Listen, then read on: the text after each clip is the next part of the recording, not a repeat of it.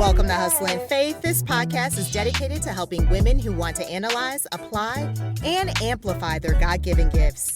We accomplish this by discussing topics such as business, self-improvement, health and beauty, and my random thoughts about life from a Christian perspective. I'm your host, Latasha Johnson. When clarity turns into action, execution matters. Starring You is a consulting firm for individuals and organizations ready to implement with clarity and intention. Through one-on-one consulting and strategic support, we help individuals and organizations refine their message, build brands, create content, and launch podcasts, books, and offers with structure and confidence. Starring You is not about rushing the process or copying trends. We focus on individualized strategy, clear direction, and intentional execution. To learn more or to book a strategy session, head on over to starringyou.com. And that's STARENGU.com. Head on over to starringyou.com. You know, lately I've been sitting with this thought. It feels like the whole world is frustrated right now. Frustrated with life, frustrated with finances. My hand is raised high on that one. Frustrated with relationships, frustrated with the government. Me too. And honestly, there's a song lyric that keeps coming to mind by Aloe Black, and it's "The whole world is sitting on a ticking bomb." And if we're being real, that does not feel far from the truth, right?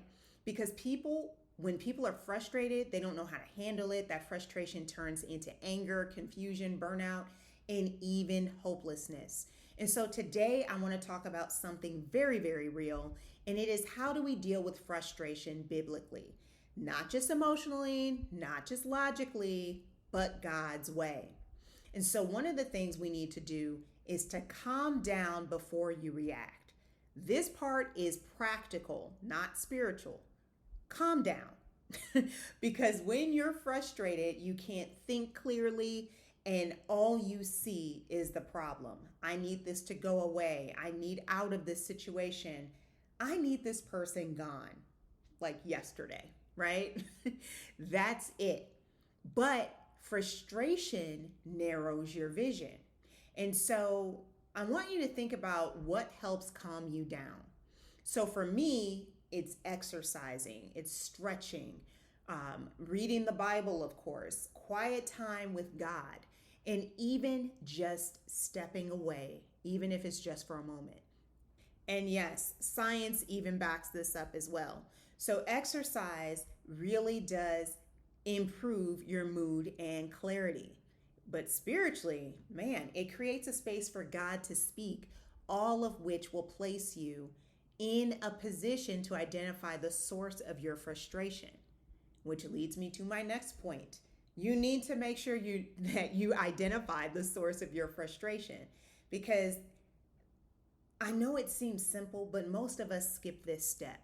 We've got to identify the source, because sometimes you're frustrated and you don't even know why. You just feel irritated. You just feel off. You feel overwhelmed. You can't quite put your finger on it, right? And it's one of those frustrating feelings, right? And here's the truth. You cannot solve what you won't identify, okay? So I want you to ask yourself, what exactly is frustrating me? Is this internal or is it external? Is this something I caused or something outside of my control? The answer to those questions truly does matter, because there are literally two types of frustration. We've got one, which is self-caused frustration, because let's be honest, myself included, sometimes we are the source of our own frustration. So let's say, for example, you're about to fail a class because you didn't study.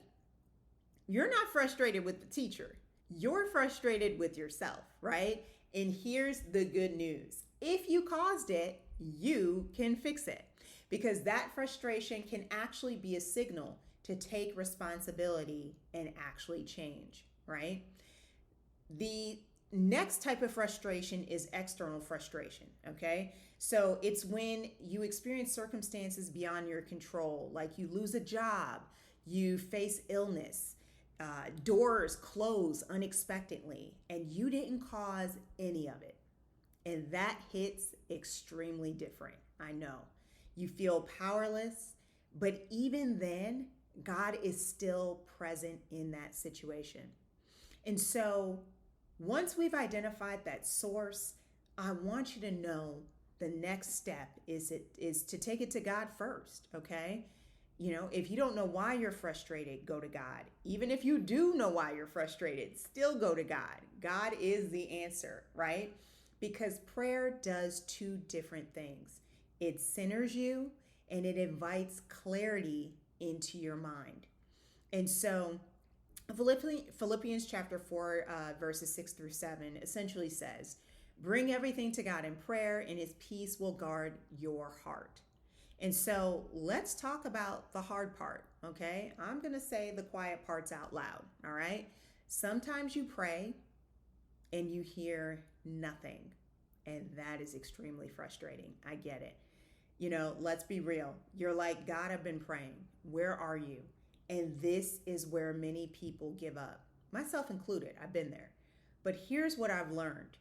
God's timing is perfect, but it is rarely convenient.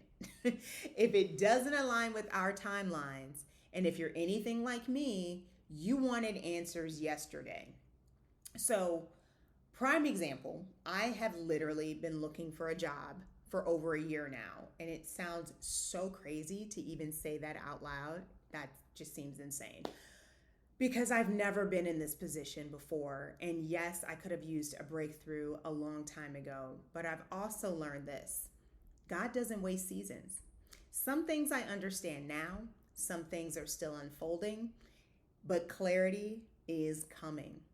And so all you have to do is stay in faith and shift your perspective, which leads me to my next point.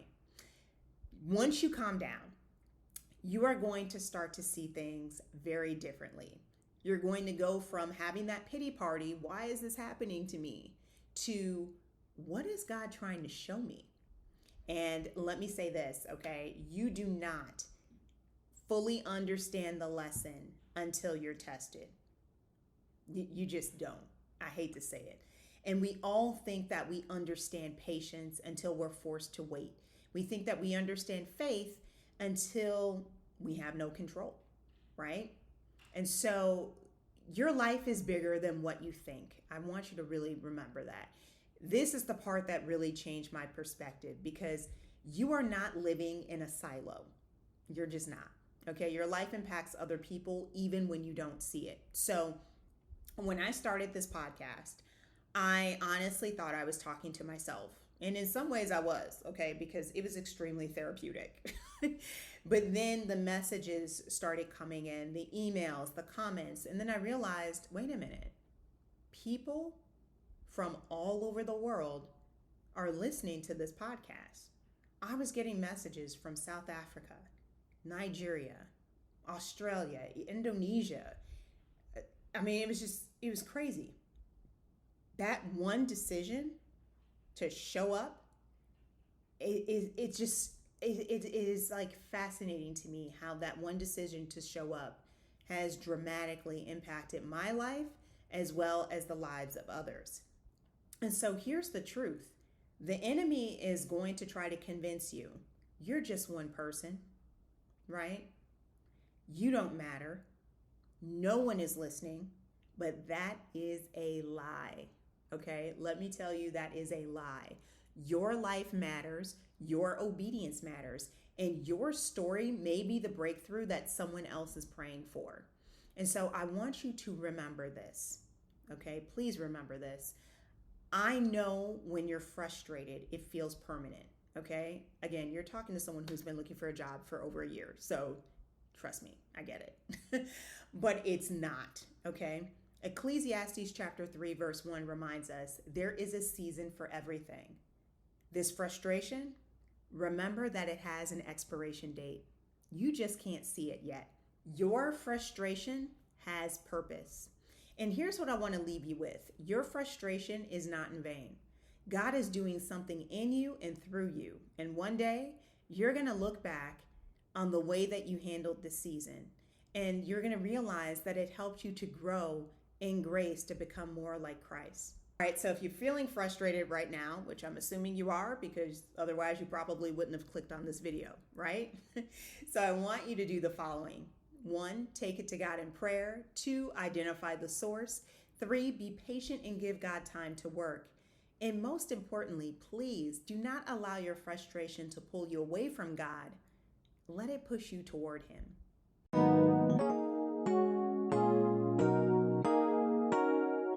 Thanks so much for listening to this episode.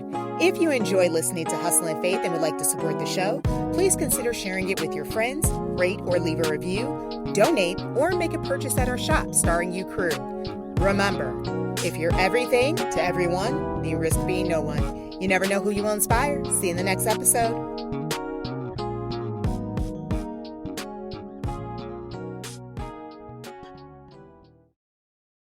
Have you ever looked at your life and thought, God, I thought I'd be farther along than this? Maybe you're single, maybe you're rebuilding, maybe life hasn't gone the way you planned. Let me remind you of a truth most people won't say out loud.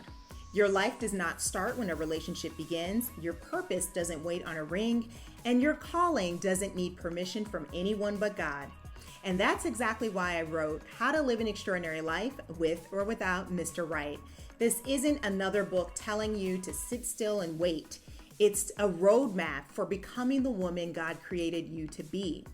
In your joy, in your purpose, in your gifts, in your confidence. Inside, you're going to learn how to hear God's voice above the noise, build a life that excites you, break free from comparison and timelines, and walk boldly, knowing you are already whole. You are not behind, you are not forgotten, you are becoming. Grab your copy today and let's build the extraordinary life God designed for you.